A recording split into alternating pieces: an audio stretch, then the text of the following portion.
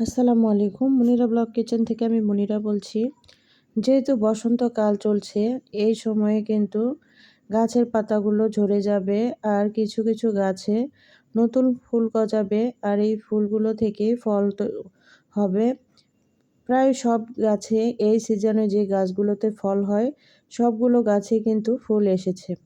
তো সজনা ফুলও এসেছে আর এই সজনা ফুল দিয়ে আজকে এই বসন্তের একটি স্পেশাল রান্না তৈরি করব। তো তার জন্য লাগছে এখানে সজনা ফুল।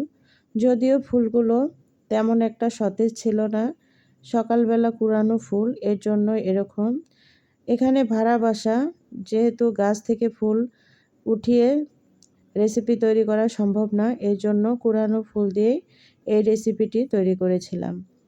তো এখন একটা বাটির মধ্যে ফুলগুলোকে ভালোভাবে ধুয়ে নিতে হবে। পানির মধ্যে এভাবে দিয়ে কিছু সময় ভিজিয়ে রাখবো। আর অবশ্যই এগুলো ভালো করে বেছে নিতে হবে, কোনো ময়লা বা পোকা যেন না থাকে সেটা লক্ষ্য রাখতে হবে। এই রেসিপিটি এই বসন্তের সময় খেতে কিন্তু অসাধারণ লাগে আর এটার পুষ্টিগুণেও ভরা। তো আপনারা যারা কখনো খাননি এভাবে ট্রাই করবেন। তো রান্না করতে চলে আসলাম। প্রথমে ফ্রাই প্যানের মধ্যে পেঁয়াজ আর কাঁচামরিচ দিয়েছি। এখানে চাইলে কেউ রসুন বা শুকনো মরিচও ব্যবহার করতে পারেন, তবে আমি এখানে শুধু কাঁচামরিচ আর পেঁয়াজ দিয়েছি। খুব সিম্পলভাবে এই রেসিপিটি আমি তৈরি করেছি। একদম স্বাস্থ্যসম্মত একটি রেসিপি। এই সিজনে এই রেসিপিটা শরীরের জন্য খুবই উপকারে আসে। তো এখন পেঁয়াজ আর কাঁচামরিচগুলোকে লাল লাল করে ফ্রাই করে নিতে হবে। পেঁয়াজে যখন কালার একটু চলে আসবে সেই পর্যায়ে এখানে আমি আগে থেকে কেটে ধুয়ে পরিষ্কার করে রাখা আলু দিয়ে দিচ্ছি। আলু এখানে আমি ছোট ছোট টুকরা করেছি, আপনারা আপনাদের পছন্দ মতো শেপে কেটে নিতে পারেন। এখানে 3টা বড় সাইজের আলু টুকরা করে কেটে নিয়েছি। এখানে যদি আপনাদের ফুলের পরিমাণ বেশি থাকে সেই ক্ষেত্রে আলুর পরিমাণ বেশি দিবেন। তো এখন দেখুন এইভাবে নেড়ে চেড়ে নিচ্ছি। এখানে আমি এখন হলুদ আর লবণ দিয়ে দিব। অন্যান্য কোনো মশলা দেওয়ার কোনো প্রয়োজন নেই, হলুদ আর লবণ দিলেই হয়ে যাবে। এখানে কোনো প্রকার মশলা ব্যবহার করার প্রয়োজন নেই, যেহেতু আমি এটা একটু আলাদাভাবে তৈরি করব। ভিডিও শেষ পর্যন্ত দেখলেই বুঝতে পারবেন কিভাবে এই সাধারণ জিনিসকে অসাধারণ করে তুলেছিলাম।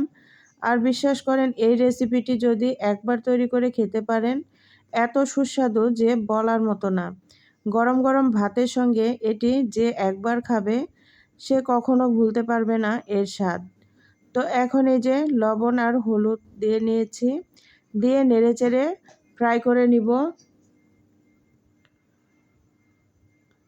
এখানে ঢাকনা দেওয়ার কোনো প্রয়োজন নেই, আলুগুলোকে তেলের মধ্যেই ফ্রাই করে নিতে হবে। যেহেতু তেলের পরিমাণ একটু বেশি দিয়েছি, যার কারণে এক্সট্রা করে ঢেকে দেওয়ার আর কোনো দরকার নেই, তেলের মধ্যেই সুন্দর মতো ফ্রাই হয়ে যাবে।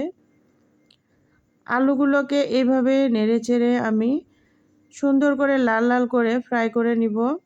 এখানে কিন্তু আগে থেকে ফুলগুলো দিতে যাবেন না, সেই ক্ষেত্রে ফুলগুলো একদম তাড়াতাড়ি ফ্রাই হয়ে যাবে আর ওটা খেতে ভালো লাগবে না।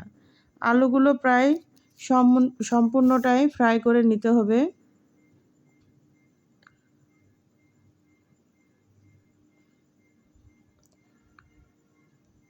আলুগুলো যখন লাল লাল হয়ে আসবে তখন আপনারা দেখলে বুঝতে পারবেন।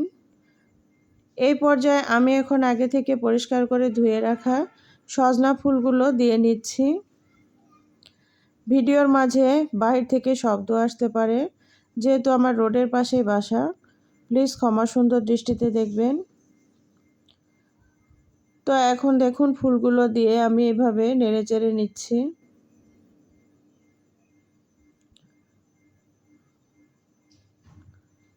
আমার কাছে সজনের চাইতেও এই ফুলের রেসিপিটি বেশি ভালো লাগে। সজনে ফুলের বিভিন্ন ধরনের রেসিপি হয়ে থাকে, সজনে ফুলের বড়া, সজনে ফুলের ভর্তা, এছাড়াও আরও অনেক ধরনের সজনে ফুলের রেসিপি আছে। আপনাদের যদি কারো দেখার প্রয়োজন হয় অবশ্যই কমেন্ট করে জানাবেন, আমি আপনাদের সঙ্গে শেয়ার করব। তো এখন সজনে ফুলগুলোকে এভাবে নেড়েচেড়ে ফ্রাই করে নিচ্ছি। একদম সুন্দর মতো ফ্রাই হয়ে গিয়েছে।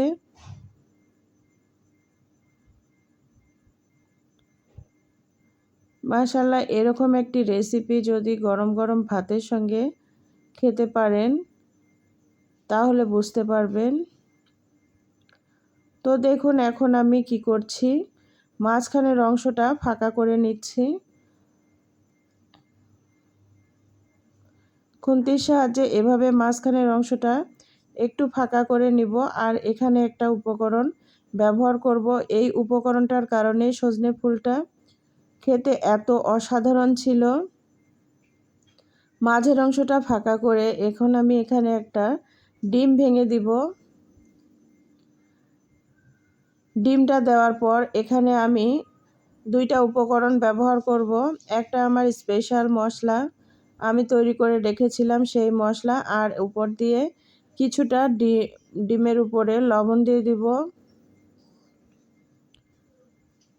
যেহেতু ডিমটা এক্সট্রা করে ফ্রাই করে নিয়েছি এর জন্য একটু লবণ দিয়ে নিলাম, তবে এটা অপশনাল, চাইলে নাও দিতে পারেন।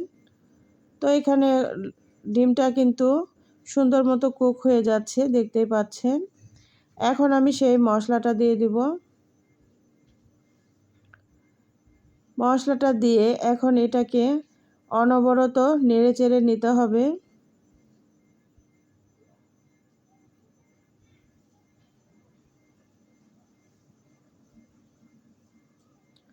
এখন আলু আর সজনে ফুলগুলোর সঙ্গে এই ডিমটাকে আমি নেড়েচেড়ে মিক্সড করে নিব।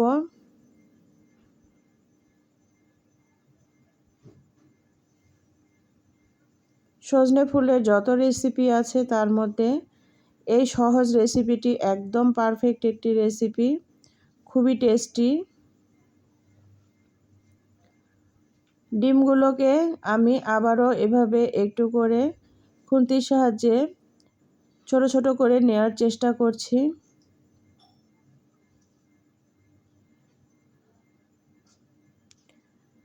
ভিডিওর মাঝে যদি কোনো ভুল ত্রুটি হয়ে থাকে অবশ্যই ক্ষমা সুন্দর দৃষ্টিতে দেখবেন। আর যারা আমার চ্যানেলে নতুন এসেছেন প্লিজ যদি চ্যানেলটি সাবস্ক্রাইব না করে থাকেন তাহলে অবশ্যই চ্যানেলটি সাবস্ক্রাইব করবেন এবং পাশে রাখা বেল আইকনটি বাজিয়ে রাখবেন। এতে করে নতুন কোনো ভিডিও আপলোড হওয়ার সঙ্গে সঙ্গে আপনাদের কাছে নোটিফিকেশন চলে যাবে। তো এখন আবারও এইভাবে কিছু সময় নেড়েচেড়ে নিতে হবে। এখন কিন্তু প্রায়ই হয়ে এসেছে আমার এই সজনে ফুলের রেসিপিটি।